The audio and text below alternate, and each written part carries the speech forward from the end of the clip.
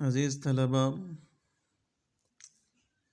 آج ہمارا جو ٹاپک ہے وہ ہے زکوٰۃ۔ یہ اسلام کے بنیادی ارکان میں سے ہے۔ یہ جو ہمارا دوسرا چیپٹر ہے اسلامی تشخص یعنی ارکان اسلام، تو ارکان اسلام میں نماز کے بعد سب سے اہم ترین جو اسلام کا رکن ہے، جو ستون ہے بنیادی، وہ ہے زکوٰۃ۔ نماز اور روزہ وہ چونکہ دونوں بدنی عبادات تھیں، یعنی ان کا تعلق بدن سے تھا، تو انسان کے افعال جتنے بھی ہیں اس کو اگر دیکھا جائے تو اس میں نبی کریم علیہ الصلوۃ والسلام جب واقع معراج ہوا، رب کی بارگاہ میں حاضر ہوئے، تو وہاں پہ آپ نے عرض کی التحیات للہ والصلوات والطیبات۔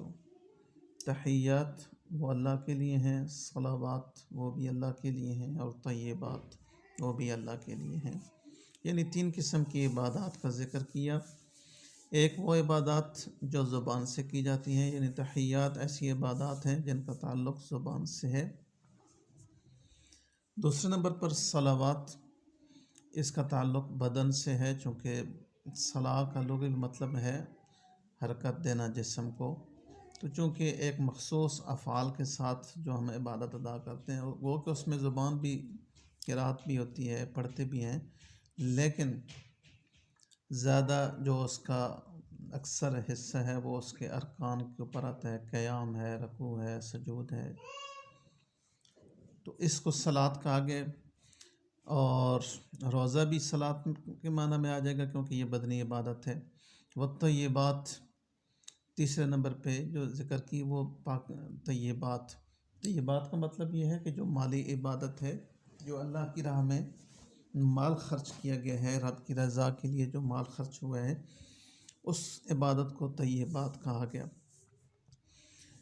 تو انسانی معاشرے کی تشکیل میں نظام معیشت بنیادی اہمیت کی حامل ہے، یعنی چنانچہ اللہ تعالیٰ نے بندوں کو نظام معاشرت کی طرح نظام معیشت کے بھی بہترین ضابطے عطا فرمائے۔ اگر ان ضابطوں پر عمل کیا جائے تو معاشی عدل قائم رہتا ہے، اور ان کو ترک کر دینے سے ناانصافی جنم لیتی ہے جو متعدد خرابیوں کا باعث بنتی ہے۔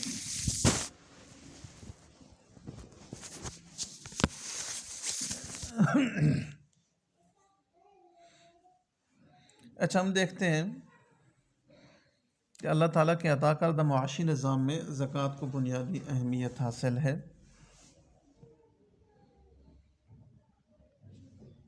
زکوٰۃ کی اہمیت کا اندازہ کچھ اس طرح سے بھی ہو سکتا ہے کہ اکثر مقامات پر جہاں نماز کی ادائیگی کا حکم ہے، وہاں ساتھ ہی زکوٰۃ کی ادائیگی کا بھی حکم ہے، جیسے اقیموا الصلاۃ وآتوا الزکاۃ۔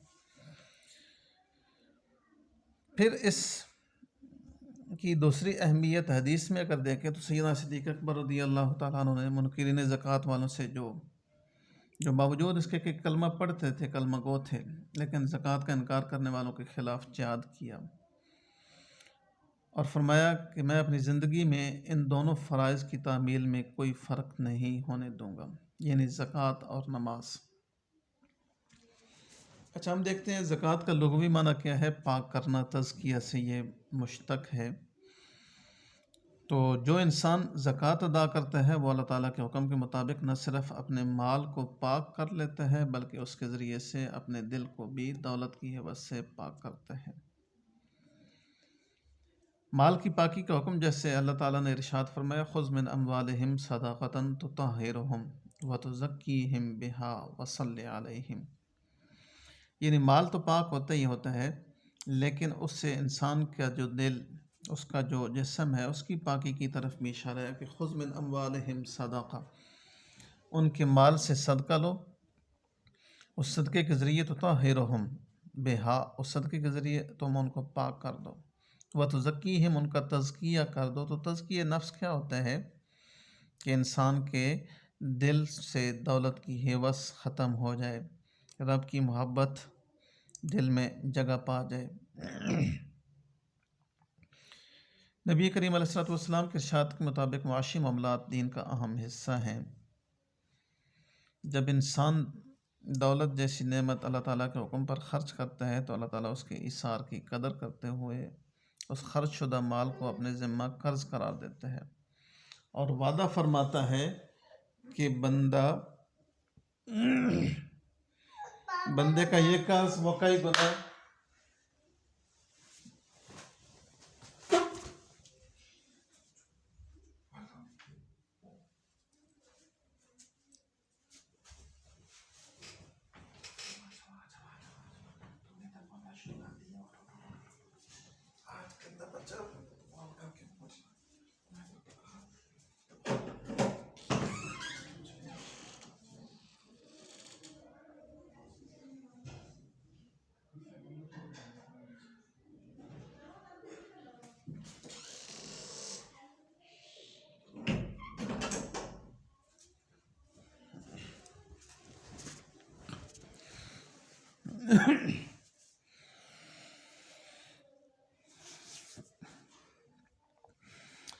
اچھا،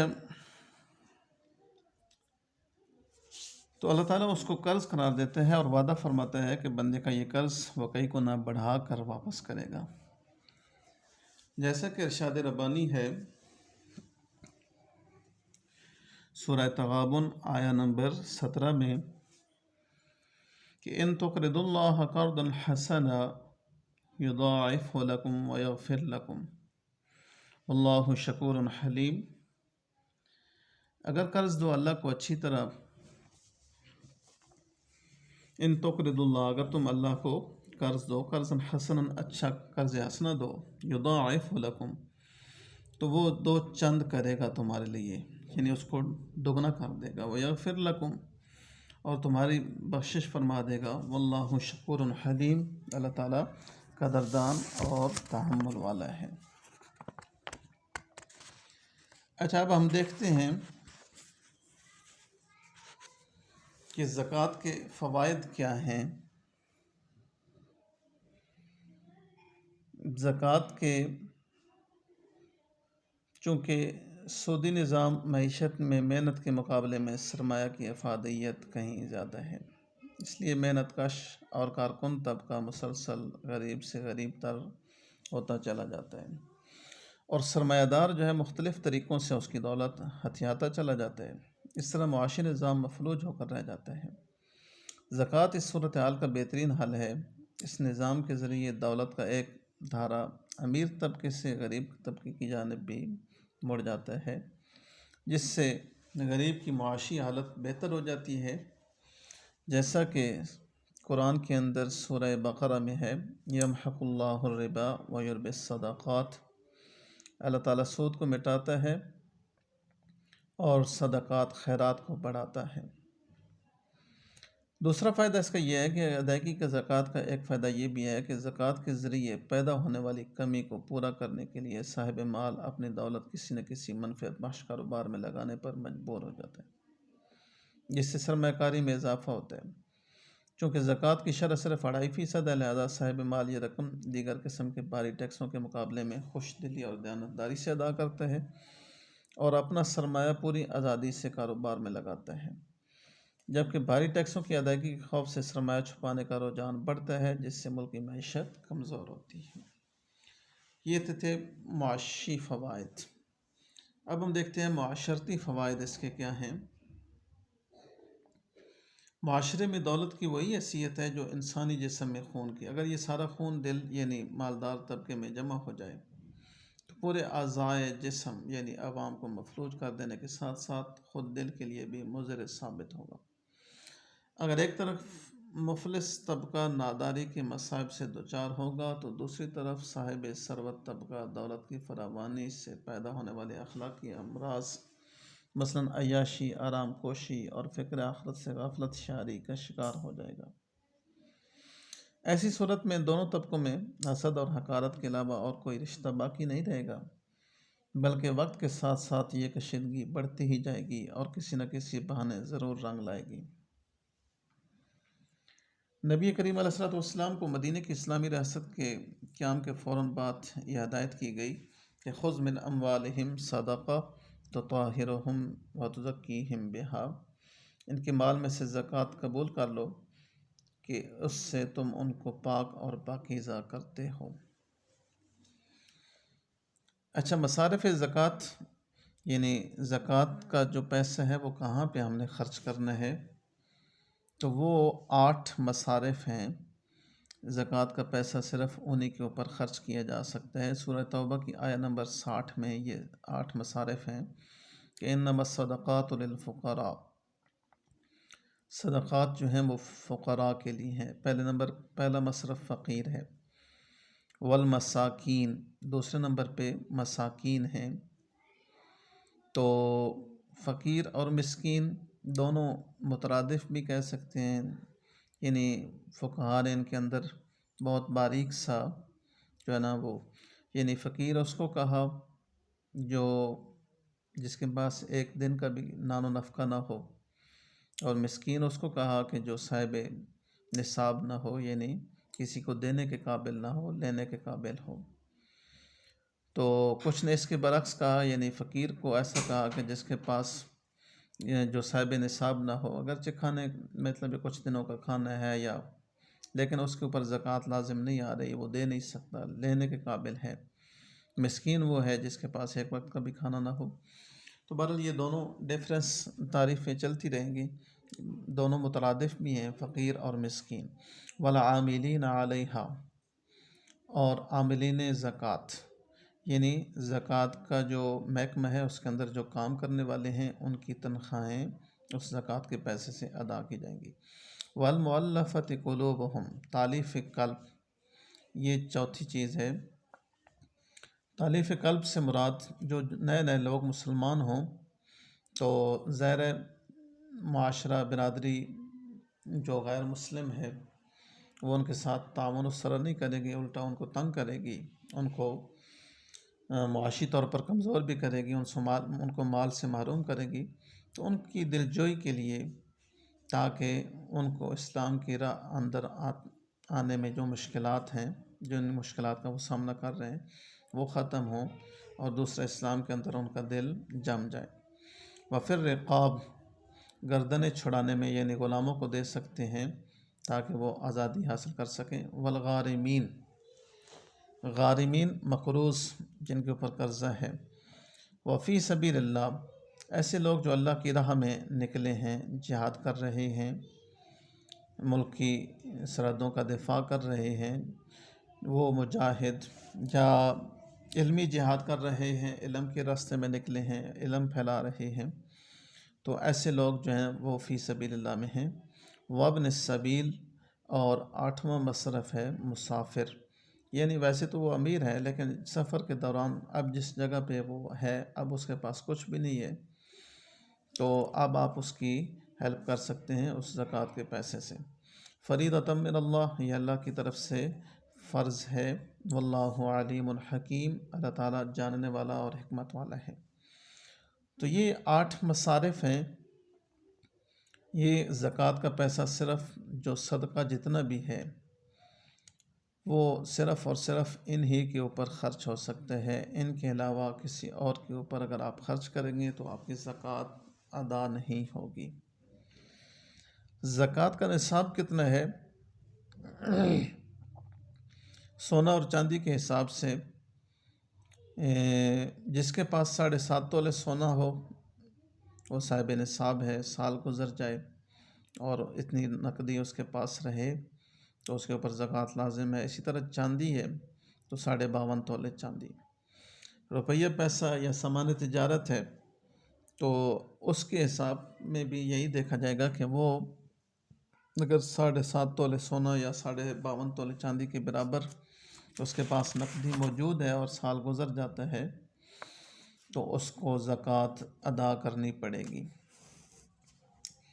اچھا، اس میں ایک چیز سامان تجارت بھی اس میں آ جاتا ہے، سونا بھی ہے، چاندی بھی ہے۔ اس میں فقیر کو دیکھا جائے گا کہ اس کا کس میں بھلا ہے۔ ایک آدمی کے پاس 6 تولے سونا تو ہے 7.5 تولے نہیں ہے یا 7 تولے ہے، 7.5 تولے ہونا چاہیے. اب اس کے اوپر کہتے ہیں میرے اوپر زکوٰۃ نہیں بنتی ہے، میرے اوپر زکوٰۃ نہیں ہے. تو ہم اس جو ہے نا دھات کا حساب لگائیں گے جس کی وجہ سے فقیر کو فائدہ ہو. تو اگر اس سونے کو چاندی کے 52.5 تولے چاندی میں کنورٹ کریں تو یقیناً وہ صاحب نصاب ہے. تو اب اس کا مال چاندی میں تبدیل کر کے اس کے اوپر زکوٰۃ کو لازم کیا جائے گا تاکہ فقیر کا فلاح ہو. ادائیگی زکوٰۃ کے چند اصول ہیں. مسلمانوں سے صرف مسلمانوں سے لی جاتی ہے زکوٰۃ. کسی مال پر زکوٰۃ کی ادائیگی اس وقت فرض ہوتی ہے جب اسے جمع کیے ہوئے پورا 1 سال گزر چکا ہو. عزیز و اقارب جن کی کفالت شرعاً فرض ہے، ماں باپ بیٹا بیٹی شوہر بیوی وغیرہ، انہیں زکوٰۃ نہیں دی جا سکتی. البتہ دور کے عزیزوں غیروں کے مقابلے میں قابل ترجیح ہیں. تو عام حالات میں ایک بستی کی زکوٰۃ خود اسی بستی میں تقسیم ہونی چاہیے. البتہ اس بستی میں مستحق زکوٰۃ کے نہ ہونے سے یا کسی دوسری بستی میں ہنگامی صورتحال مثلاً سیلاب زلزلات وغیرہ کے موقع پر زکوٰۃ دی جا سکتی ہے. زکوٰۃ دینے والے کو چاہیے کہ زکوٰۃ لینے والے کے مستحق زکوٰۃ ہونے کا ممکنہ حد تک اطمینان کر لیں. زکوٰۃ کی رقم سے ضرورت کی اشیاء بھی خرید کر دی جا سکتی ہیں. مستحق جو زکوٰۃ کا مستحق ہے اس کو بتانا یہ ضروری نہیں کہ یہ پیسہ زکوٰۃ کا ہے. تو بہرحال یہ انتہائی اہم رکن ہے اور اہم فرض ہے، اس کی ادائیگی بھی فرض ہے.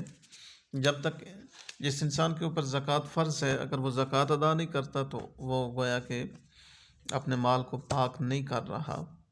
اور جب انسان کا مال وہ پاک نہ ہو، ناپاک ہو، حرام ہو، تو ظاہر ہے وہ جب کھائے پیے گا یا بچوں کو کھلائے پلائے گا تو ان کا جو بدن ہے وہ بھی ظاہر ہے اسی روزی سے بن رہا ہے، تو وہ عبادت اس کی کہاں قبول ہوگی.